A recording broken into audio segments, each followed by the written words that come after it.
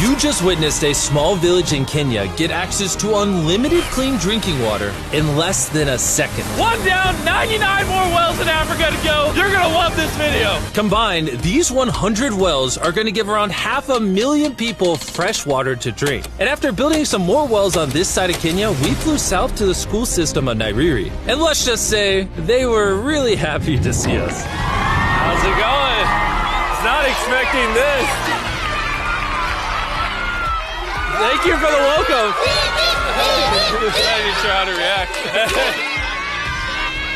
I appreciate it, everybody. This village threw a welcome ceremony upon our arrival, and Nolan got really into it. Nolan's the most awkward person I've ever met, and that's a lot coming from me. And after being shown around the school... Here comes our guest. How's it going? Oh, you having a good day? It's nice meeting you. One of the teachers showed me where the students currently get their water, which is from this river. That's extremely unsafe to drink. This is where your students used to get water from? Yes. This is crazy. Yeah. You know, students complaining of diarrhea, infections like typhoid, because this is the water we've been using. So we try to treat, but you see, look at it, but at the end of the day, life has to move on. You have to get some water anyway. This situation is obviously extremely sad. These children's lives are being limited and sometimes cut short from being forced to drink unsafe water. But at least for this village, we're gonna put an end to it right now. I don't think this John's gonna fit. I'm a big head. Let's see if we can find some water. Whoa.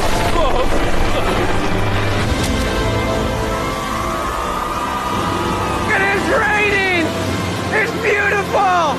After the water comes out of the ground, it's fed into enormous barrels like this one. And once they're built into the water towers, all of the neighboring villages will not only have clean drinking water, but a pressurized water source as well. Which, in short, means no more doing laundry and unsafe water. And pull!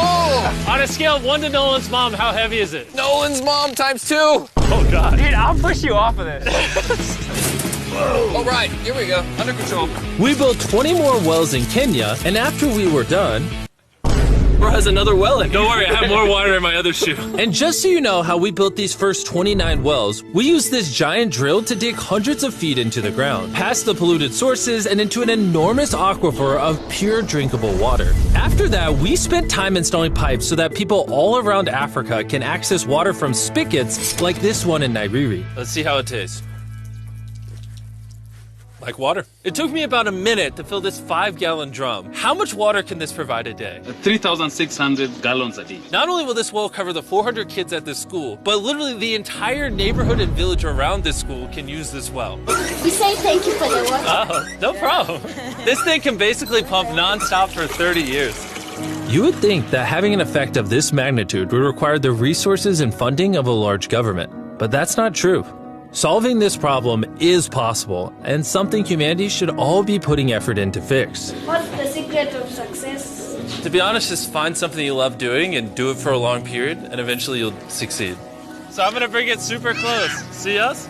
Is that cool? If you look up, it's recording. All right, well, I'm gonna get close. All right.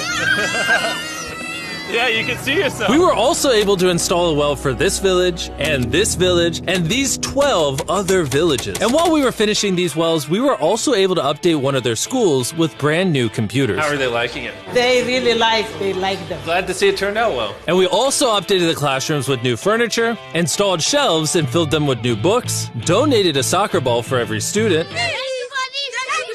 and even put modern whiteboards and projectors in all the classrooms. Do you guys like the projector? Yes. We were using a chalk and then a lot of dust, but today everything is clean. We truly appreciate it. No problem. It's the least we could do. But then when we flew out to the site of the 45th well, we realized this community had it even harder. Every time they need to get water, they need to take a treacherous mile-long hike through the jungle. And that mile-long hike also happens to be on a giant mountain. I wake up very early, about 4 o'clock, so that I can fetch water for the school. We are not safe fetching water here. That place is very slippery. Chances of getting an injury is very high. So while we worked on their well, the community took me to see how they currently source their water. You guys would have to make this trip how many times a day? 2 times. 2 times a day. Oh, wow. So a typical student would carry something like this? Yeah. Oh, God. If 200 students did this every day, how hard could it be? It could be very hard. Oh boy.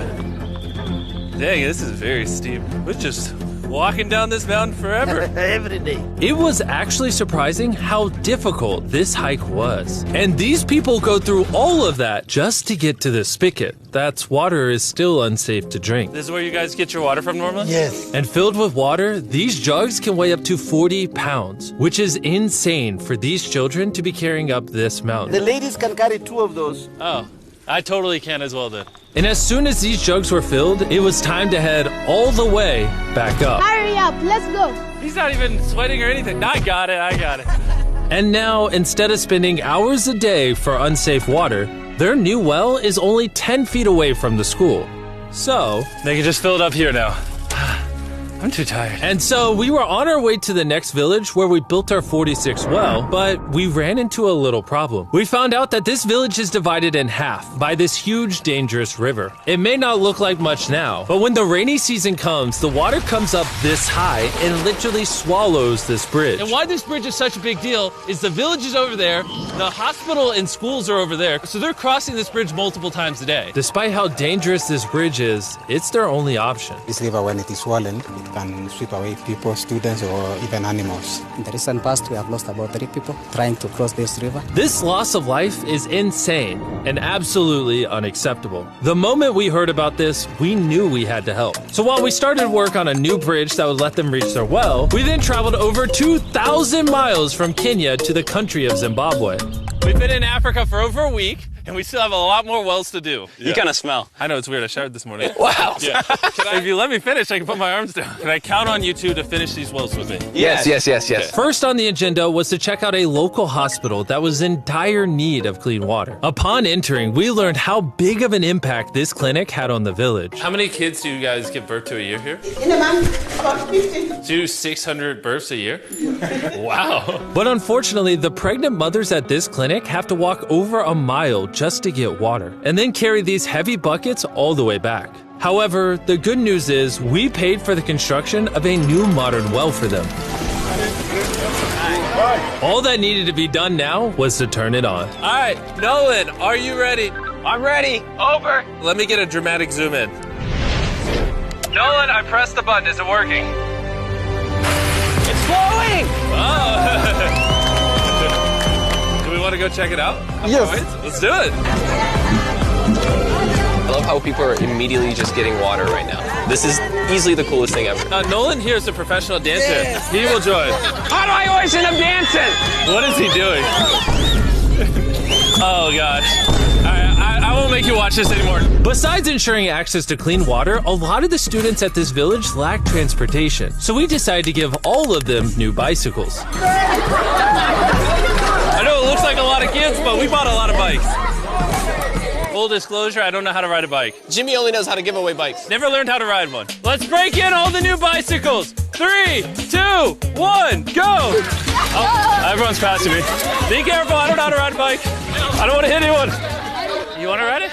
All right, go for it, little man. Okay. And after giving away the bikes, we continue building wells until we reach Well number 69! This solar-powered well is specially designed to aid the farmers in this village by providing more than enough water for all of their crops and livestock, even during the dry season without any electricity. Each panel is 200 watts. Then it's attached to a pump. The pump can pump 5,000 liters every hour. Basically, it's unlimited amount of water for this entire village. That's incredible. And after we left Zimbabwe, we wanted to continue to give water to communities all across Africa. So we built more wells in Uganda, Somalia, and Cameroon. If you want to see more of what we did in Cameroon, there's a whole video about that coming soon on the Philanthropy channel. Spending time in these villages really made me reflect on the importance of building wells, how it brings water to farms to feed the hungry, how it provides clean conditions for hospitals, and most importantly, how it helps the children of this next generation live long, healthy lives and build the future for all of these communities. We await a new dawn of clean drinking water. Water is life. And with some help from the locals, we finally finished a new bridge that this community can use for the next 100 years.